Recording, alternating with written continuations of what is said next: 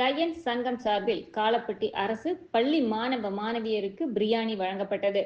பன்னாட்டு லயன்ஸ் இயக்கம் 324C கோவை நேரு நகர் Lions சங்கம், பள்ளி மேலாண்மை குழு, முன்னாள் மாணவர்கள் மற்றும் இருபால் ஆசிரிய பெருமக்கள் இணைந்து சர்வதேச கல்வி தினம், தேசிய பெண் குழந்தைகள் தினம் மற்றும் தேசிய கீதம் அறிவிக்கப்பட்ட தினம் ஆகியவற்றை முன்னிட்டு காலப்பட்டி அரசு மேல்நிலைப்பள்ளியின் மாணவர்கள் வேண்டுகோளை ஏற்று பிரியாணி வழங்கும் நிகழ்ச்சி நடைபெற்றது.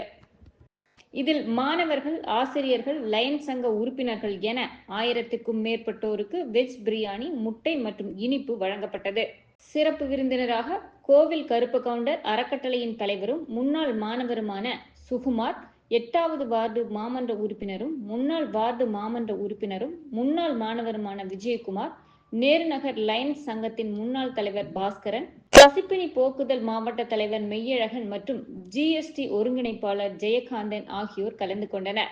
இதில் நேருநகர் லயன்ஸ் சங்கத்தின் தலைவர் சுப்பு செந்தில்குமார், ஒருங்கிணைப்பாளர் லயன்ஸ் செந்தில்குமார், 2ஆம் துணை ஆளுநர் லயன்ஸ் செல்வராஜ், பள்ளியின் தலைமை ஆசிரியர் மாரிச்செல்வி மற்றும் லயன்ஸ் சங்க உறுப்பினர்கள், பள்ளி ஆசிரியர்கள் பலர் பங்கேற்றனர்.